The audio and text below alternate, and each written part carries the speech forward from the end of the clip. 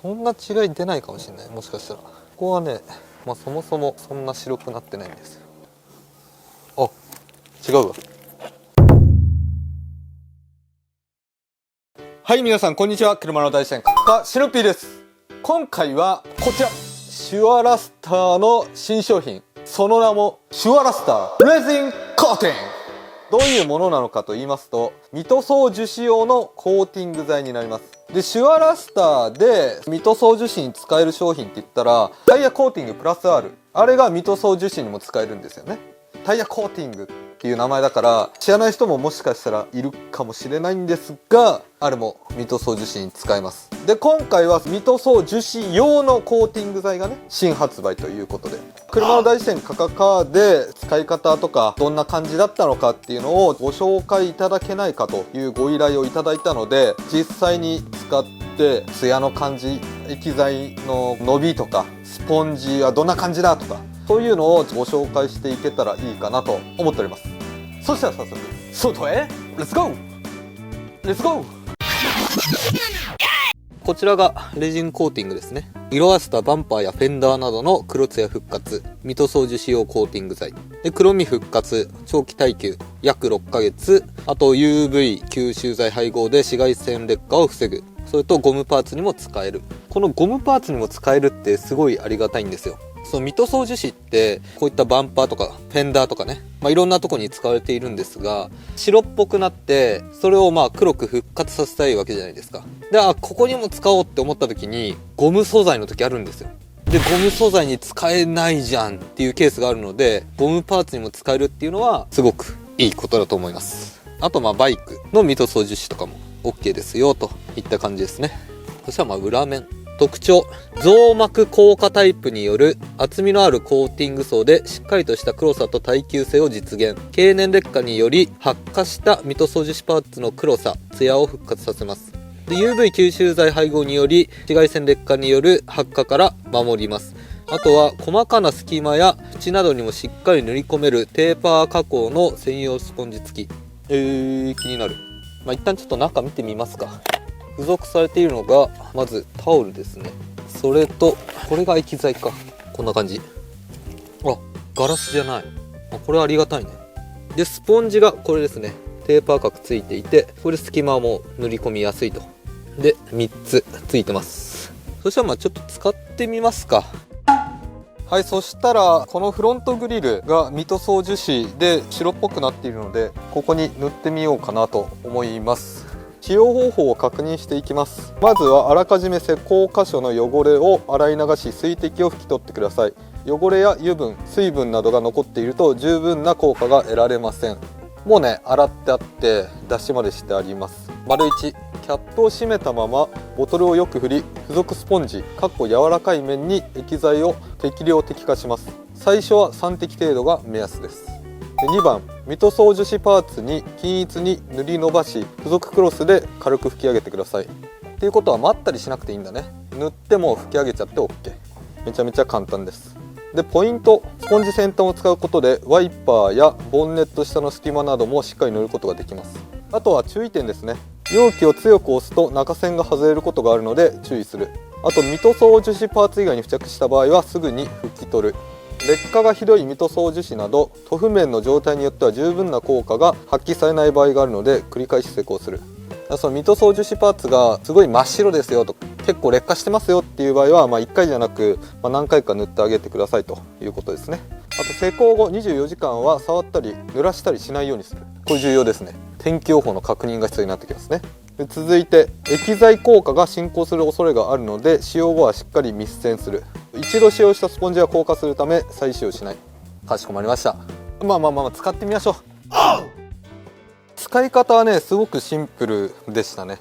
このスポンジに3滴つけて塗る。タオルで拭き取るだけで3滴。これぐらいかな。ちょっと塗っていきますね。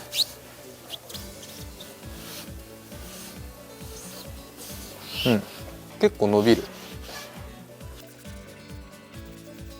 なんか甘い匂いする。さすがシュアラスターって感じ。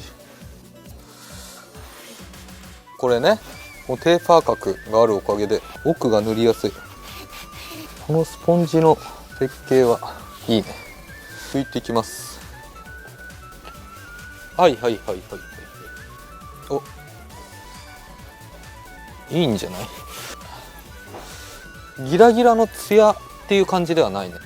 拭き上げるとこのツヤが落ち着くっていうか、結構自然な感じ。これ慣らしてあげるっていうイメージかな。半分一気にいっちゃいますね。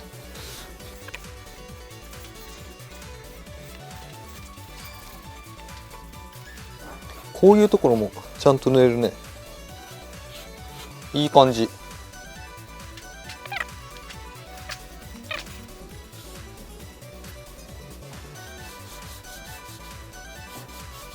あ、すごいね。落ち着いたツヤですよ。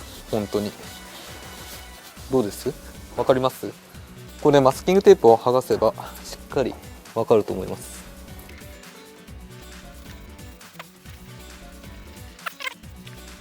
普通に綺麗。マスキングテープ剥がしますか？ニセコ箇所との違いね。はいはい。全然違います。こんな感じ。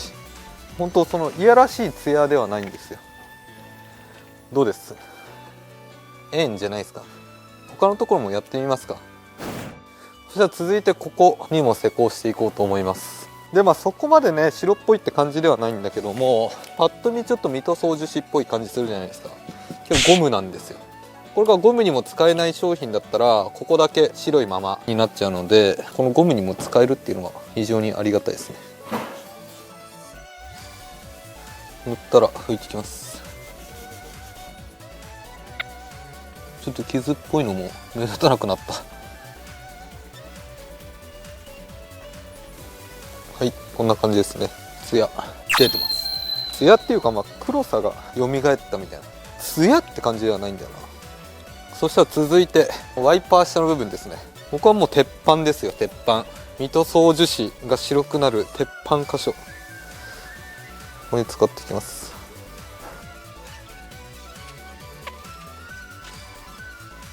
結構伸びるわ。なんかあんまたっぷりつけなくてもいいかも。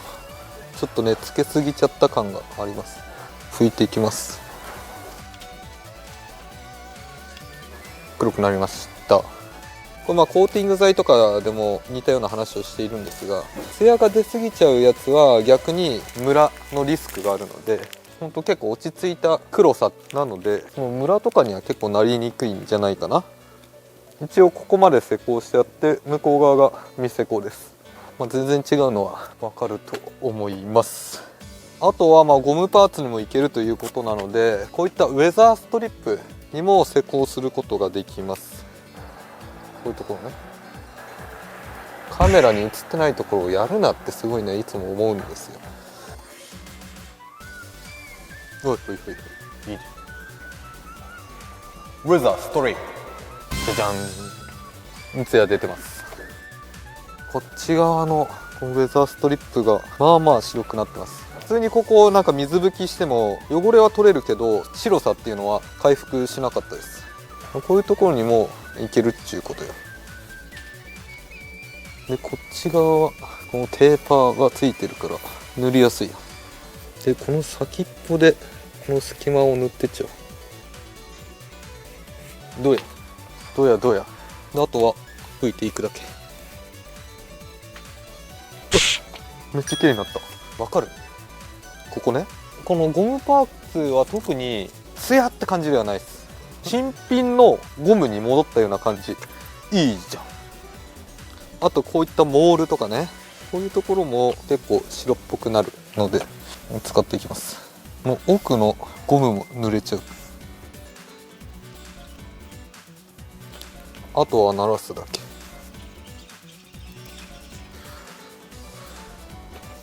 はい、こんな感じですね。テッカテカになりましたって感じではなく、綺麗になりました。表現難しいな。ミトソー樹脂が逆にそのテッカテカになりすぎちゃうやつもあるんですよ。だから自然な感じがいいっていう人におすすめできるね、これは。もちろんこういったところもいけますね。ピラーの部分こう塗っていきます。伸びるし塗りやすい。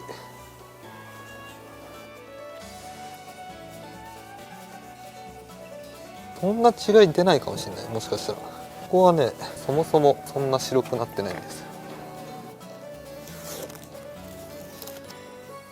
あ、違うわ。今成功したのはこことここで、ここ未成功で、こっち未成功。全然違うわ。あとはこういったルーフのところですね。結構ね見落としがちなんですが、こういうところにも成功してあげるといいんではないですか。使いやすいね。この待つ時間がないっていうのもありがたいね。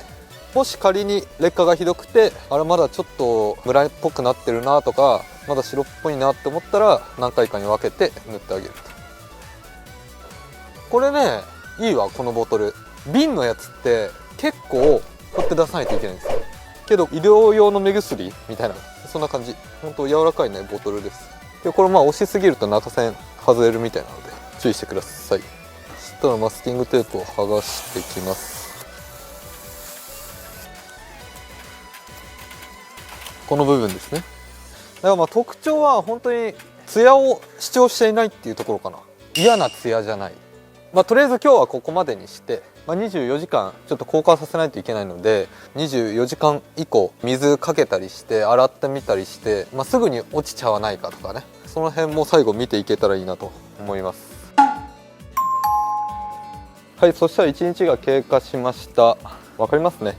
未施工箇所もそこまでね白くなってるっていう感じはしなかったんですが、やっぱこう比べると全然違いますね。ちょっと他のところも見ていきますか。ここがバンパー部分の後付けのゴムですね。ここツヤ出ております。境目ありますね。自然な黒さ、そんな感じがしますね。ピラーとモールの部分、ここはちょっとゴムっぽい素材で、ここは樹脂系の感じですね。めちゃめちゃ綺麗に境目出ています。やっぱツヤじゃないんだよね。白くなってたのが黒くなったの表現の方がいいかもしれない。あとはウェザーストリップも見てみますか。境目がここですね。ゴムのところはなおいい。ほんとゴムを新しくしたような感じ。それぐらい嫌なツヤっていうのは出ていない。いいんじゃないですか。好みもあると思うんですが、シュアラスタのレジンコーティングはどちらかというと自然な感じなのかなと僕は思います。ルーフはここに境目があります。ここはねゴムっぽい素材。ゴムの方がより自然な感じだね。この樹脂系の方が若干ツヤっぽい感じなのかな。どこもツヤは残っていますね。洗って落ちちゃうケースとかもあったりするので、洗ってみようと思います。よし、ざっくり洗っていきますか。おお、弾くね。撥水しています。すごい全然違う。ほら、ポタポタポタポタ。こっちはもう浸水ですね。洗っていきます。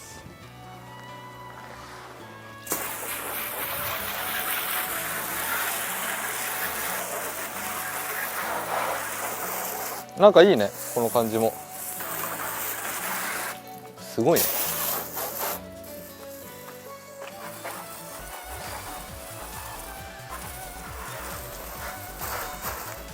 うん、全然違うね。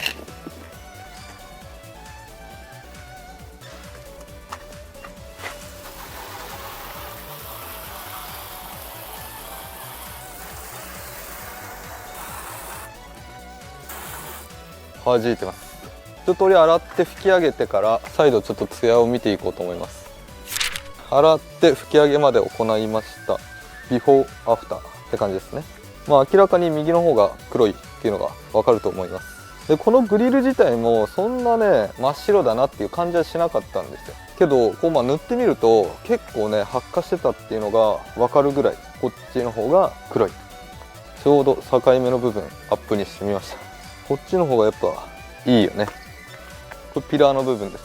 この境目が薄れてるっていうこともないので、洗っても全然落ちていないです。マスキングテープの跡がもうピッと出ているので、ここも境目はっきりあります。だからやっぱね樹脂の部分よりかはこのゴムのところの方がさらに自然な感じ。あとこのワイパー下の部分ね、ここはもう鉄板ですね。施工したのがこの部分です。全然違いますよね。やっぱね何かを塗りましたって感じではないけど黒くなってる。ここがねやっぱポイントだと思います。はい、といった感じで動画の方以上になります。今回はこちら、シュアラスタのレジンコーティングというミト操樹仕様のコーティング剤ですね。こちらを使ってみました。で、新商品ということで、実際に使ってどんな感じなのか、僕なりの感想をお伝えしようかなと思います。でまず、僕はこの商品を使ってみて良かった点が3つありました。1つ目は使いやすい。で、2つ目がゴムにも使える。3つ目が自然なツヤ。でまず1つ目、その使いやすいっていうところなんですが、スポンジですね、こういう風に分かれるんですが、一個一個こう斜めにこう切られてるんですよ。でこれが隙間、細いところとかも塗りやすいっていうのがまず1つ。あと容器ですね。容器がガラスじゃなくてこの柔らかい素材でできてるんですよ。ガラスのやつだと落として割る可能性があったりで、この液剤を出す時に振りながら出さないといけないんですよ。けどこれはこの容器を押すことでチューッとこう出てきてくれるので適量つけやすい。これはねすごく思いました。であとは塗って拭くだけだからものすごく簡単。これが使いやすいなって思ったところで、2つ目のゴムにも使える。これはねめちゃめちゃ便利ですよ。ミト操樹脂にしか使えないっていうのも結構あるんですよね。1個きれいにすると他の部分がまた目立ってくるんです。その時にゴムが使えませんってなると、もうそこを一旦諦めるか他の商品を買ってくるしかないので、この樹脂にも使える、ゴムにも使えるっていうのはすごく便利だなと思います。で最後3つ目は自然なツヤ。ここね好み分かれると思うんですが、シュアラスタのこのレジンコーティングは塗りましたっていうツヤよりかは自然なツヤ、ピラーの部分とかすごいはっきり違いは出てたと思うんだけども、すごいギラギラした感じではないんですよね。なので自然な黒さを求めてる人、そういった人はレジンコーティングおすすめかなと思います。で注意点は施工後24時間触ったり濡れたりしないように注意するっていうところなんですよ。ここが一番の注意点。24時間雨が降らないことを確認してから施工すること。やっぱりその硬化タイプなので、硬化する前に水とかがこう垂れちゃったりすると、それもまたムラだったりシミとかの原因になっちゃうので、そこら辺は注意しながら施工してもらいたいなと思います。はい。とりあえず今回はこんな感じで以上になります。この動画が面白いなと思った方はぜひチャンネル登録と高評価お願いします。それでは、また来週。最後まで見ていただきありがとうございます。そんなあなたにプレゼントのお知らせです。こちら新商品シュアラスタレジンコーティング、概要欄に記載しておいたツイートをリツイートすると20名様に当たるプレゼントキャンペーンを行っております。なので気になった方はぜひ応募してみてください。それではまた来週。飛んだけど割れてない。